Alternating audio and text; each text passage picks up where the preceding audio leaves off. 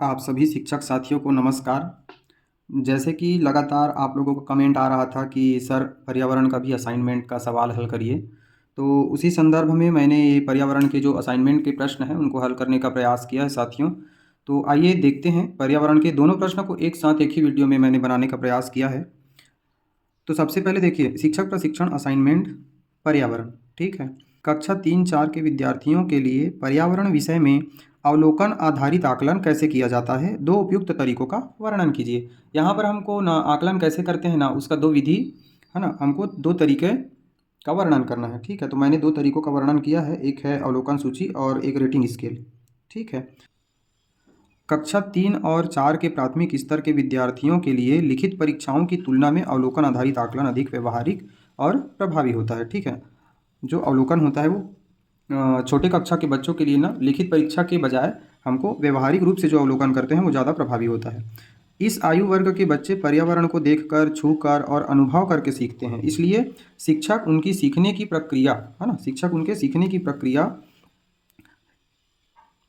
व्यवहारिक कौशल और दृष्टिकोण का आकलन उनके स्वाभाविक व्यवहार को देखकर करते हैं, ठीक है। बच्चे क्या क्या कर रहे हैं है ना, वो ठोस रूप में अपने व्यवहारिक रूप में क्या कर रहे हैं उसको हम लोग देख पाते हैं और आकलन कर पाते हैं। अवलोकन आधारित आकलन को सुव्यवस्थित रूप से लागू करने के लिए निम्नलिखित दो उपयुक्त तरीके सबसे प्रभावी हैं। अवलोकन सूची। तो अवलोकन सूची क्या होता है? अवलोकन सूची एक ऐसा उपकरण है जिसमें पहले से निर्धारित व्यवहारों, कौशलों या कार्यों की एक सूची होती है, ठीक है। जो भी है ना, अवलोकन मतलब पहले से ना निर्धारित रहेगा कि हमको क्या क्या व्यवहार चाहिए बच्चों में, है ना, उनमें कौन कौन से कौशल चाहिए और उन ऐसे कार्य की सूची जिस कार्य को बच्चा कर पाता है कि नहीं कर पाता है, इस प्रकार पहले से निर्धारित होता है ना वो सूची। तो शिक्षक गतिविधि के दौरान केवल यह देखते हैं कि छात्र ने यह विशिष्ट कार्य किया है या नहीं, और हाँ या नहीं या सही या गलत का निशान लगाते हैं, ठीक है। तो इसका अर्थ यह है कि पहले से हम कुछ सूची बना के रखेंगे उनके व्यवहारिक कार्य का, है ना, कौशल का, व्यवहारों का। फिर गतिविधि के दौरान हम उसका आकलन करेंगे, अवलोकन करेंगे कि बच्चा कौन कौन से कार्य को कर पा रहा है, उनके व्यवहार क्या हैं, कौशल कौन कौन से उन्होंने प्रदर्शित किया, है ना। जड़, तना एवं पत्ती के जो पाठ है उसके लिए इस पाठ का अध्ययन करने के दौरान मैंने छात्रों को विद्यालय के बगीचे में पौधों का अवलोकन करने के लिए ले गया, है ना, और प्रत्येक छात्र के लिए एक चेक लिस्ट तैयार किया, ठीक है। इस जड़ और तना पत्ती के लिए जैसे मैंने अपने बच्चों को विद्यालय परिसर में ले जाकर के ऐसा वाला दिख रहा है एकांतर क्रम में, तो इसको बोलेंगे अकेली पत्ती को क्या क्या नाम है इसका? एकांतर क्रम, ठीक है। इसको पकड़ धर इसको। अब देखो ये जोड़ीदार पत्ती या विपरीत क्रम, मतलब ये देखो ये इधर भी गया है, इधर भी गया है, इधर भी गया है, यहाँ पे देखेंगे तो इधर भी गया है, तो विपरीत क्रम में जा रहा है एक दूसरे को उल्टी दिशा में। तो इसको कौन सा वाला बोलेंगे? जोड़ीदार, जोड़ीदार या विपरीत क्रम।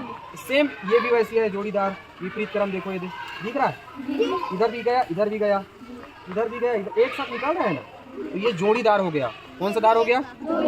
और ये वाला कौन सा, चलो तो पहचानो। हाँ नहीं, एकांतर क्रम में है कि चक्री क्रम में है कि विपरीत क्रम में?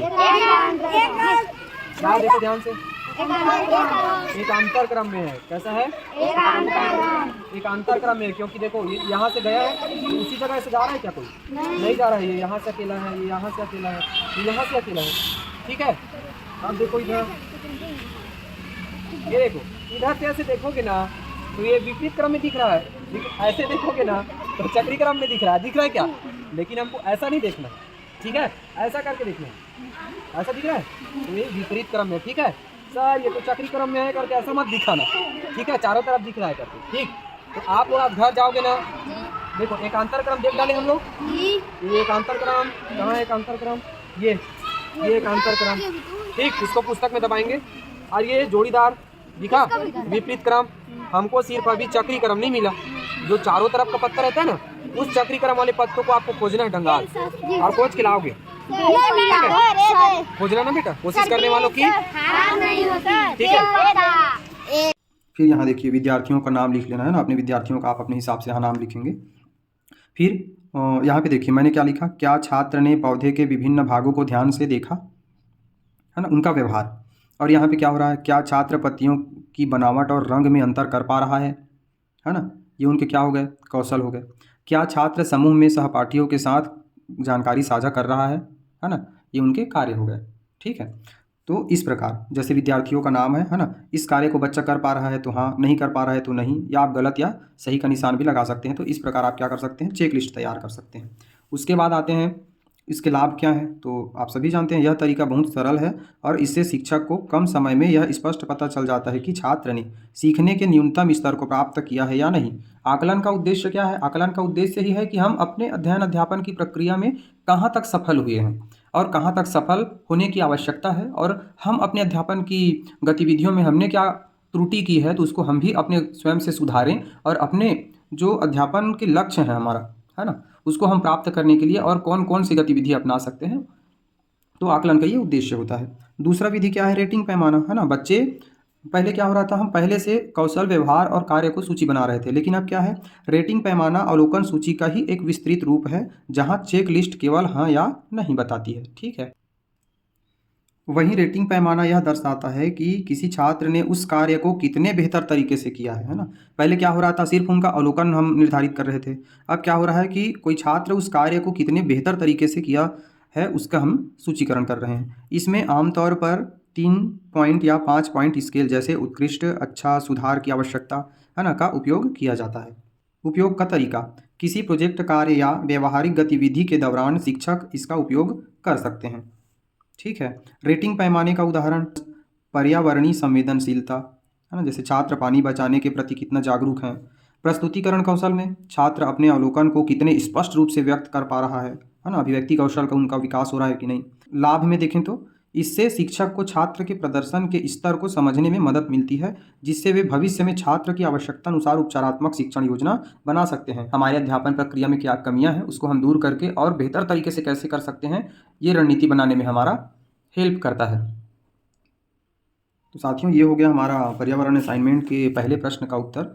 और हम दूसरे प्रश्न के उत्तर को देखते हैं। दूसरे नंबर का प्रश्न है, पर्यावरण संरक्षण के प्रति विद्यार्थियों में संवेदनशीलता विकसित करने के लिए आप विद्यालय स्तर पर कौन सी गतिविधियां आयोजित करेंगे? कोई 3 गतिविधियां लिखिए। ठीक है। तो आइए जानते हैं कौन कौन सी गतिविधि है। विद्यार्थियों में केवल किताबी ज्ञान से पर्यावरण के प्रति संवेदनशीलता पैदा नहीं की जा सकती। इसके लिए उन्हें व्यवहारिक गतिविधियों से जोड़ना आवश्यक है। जैसे हम कहते हैं ना कि हम सिर्फ सैद्धांतिक बातें करेंगे और अपने व्यवहार में उनको लागू नहीं करेंगे तो उस ज्ञान का कोई अर्थ नहीं है। ठीक है। तो इसीलिए कहा गया है उनको किताबी ज्ञान देने के साथ साथ क्या करें, पर्यावरण के प्रति संवेदनशील बनाएं, ताकि वो अपने व्यवहारिक रूप में अपने दैनिक जीवन में उसका क्या कर पाए, अनुपालन कर पाए, ताकि वे पर्यावरण की समस्याओं को समझने और उसके संरक्षण में अपना योगदान दें। विद्यालय स्तर पर आयोजित की जाने वाली 3 प्रमुख गतिविधियां, जैसे हम आप क्या करवाते हैं, तो सबसे पहले तो हमारे बीच आता है वृक्षारोपण अभियान। ठीक है। एक छात्र एक पौधा नीति के तहत, है ना, विद्यालय में नियमित रूप से वृक्षारोपण अभियान आयोजित किया जाना चाहिए। हमारे विद्यालय में हमने एक पहल शुरू की है कि जिस दिन किसी बच्चे का जन्म दिवस है उस दिन अपने जन्म दिवस पर उनको एक पौधा लगाना है। तो हमारे यहाँ बच्चे लगाते भी हैं पौधा, तो ये आप कर सकते हैं अपने विद्यालय में।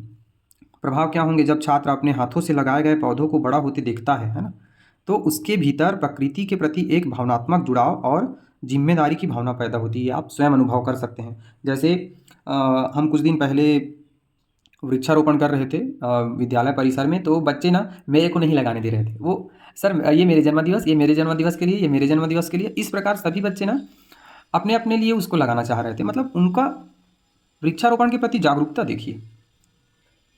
दूसरा क्या है, तो दूसरा स्वच्छता अभियान, है ना। बीच बीच में हम विद्यालय और उसके आसपास के परिवेश को स्वच्छ रखने के लिए समय समय पर स्वच्छता अभियानों का आयोजन कर सकते हैं। ठीक है, हमें करना चाहिए ये। तो हमें स्वच्छता अभियान के तहत ये काम करनी चाहिए, है ना। क्रियान्वयन कैसे करेंगे, छात्रों के छोटे छोटे समूह, बाल संसद या पर्यावरण क्लब, ठीक है, बनाकर उन्हें विद्यालय के मैदान, कक्षा और आसपास के क्षेत्र को साफ रखने का कार्य सौंपा जाए। और बच्चों को अगर आप जिम्मेदारी देंगे तो आप अनुभव किए होंगे कि उन लोग और बेहतर तरीके से अनुशासित होकर उस कार्य को करने लगते हैं। इसके साथ ही उन्हें सूखे और गीले कचरे को अलग अलग कूड़ेदान में डालने का व्यवहारिक अभ्यास कराया जाना चाहिए। ठीक है। इसके प्रभाव क्या होंगे, तो प्रभाव भी देख लेते हैं। इस गतिविधि से छात्रों में स्वच्छता की आदत विकसित होती है और वे कचरा प्रबंधन के महत्व को समझते हैं, है ना, जिससे वे अपने घरों और सार्वजनिक स्थानों को भी साफ रखने का प्रयास करते हैं। और इसके संबंध में आप बच्चों से चर्चा भी कर सकते हैं। तीसरा गतिविधि क्या है, पोस्टर और नारा लेखन प्रतियोगिता। छात्रों की रचनात्मकता के माध्यम से पर्यावरणीय मुद्दों पर उनके विचारों को अभिव्यक्त करने के लिए यह एक उत्कृष्ट गतिविधि है। बच्चों को प्रेरित कर सकते हैं हम। कि चलो पर्यावरण के बारे में नारा बनाओ। उसका क्रियान्वयन भी पढ़ लेते हैं। विद्यालय में जल संरक्षण, प्लास्टिक मुक्त भारत या पृथ्वी बचाओ जैसे विषयों पर पोस्टर मेकिंग और स्लोगन राइटिंग प्रतियोगिताएं आयोजित की जानी चाहिए। इन पोस्टरों को विद्यालय के नोटिस बोर्ड और गलियारों में प्रदर्शित किया जाए, है ना, ताकि विद्यालय द्वारा ये जो गतिविधि और पर्यावरण के संबंध में जो बातें बच्चे लिखित रूप में किए हैं उसको बाकी लोगों तक भी पहुंचाया जा सके। उसके बाद इसके प्रभाव क्या होंगे? इस गतिविधि के लिए शोध करते समय छात्र विभिन्न पर्यावरणीय समस्याओं से अवगत होते हैं, साथ ही उनके द्वारा बनाए गए पोस्टर अन्य छात्रों और अभिभावकों में भी जागरूकता फैलाने का कार्य करते हैं। ठीक, तो ये एक सुझावात्मक है साथियों, आप अपने विद्यालय में किस प्रकार और बेहतर तरीके से कर सकते हैं आप उसको लिखें। और जैसा कि आप सभी का कमेंट आया था कि पर्यावरण पर वीडियो बनाने के लिए, तो मैं ये असाइनमेंट मैं आप लोगों से साझा करने का प्रयास किया है।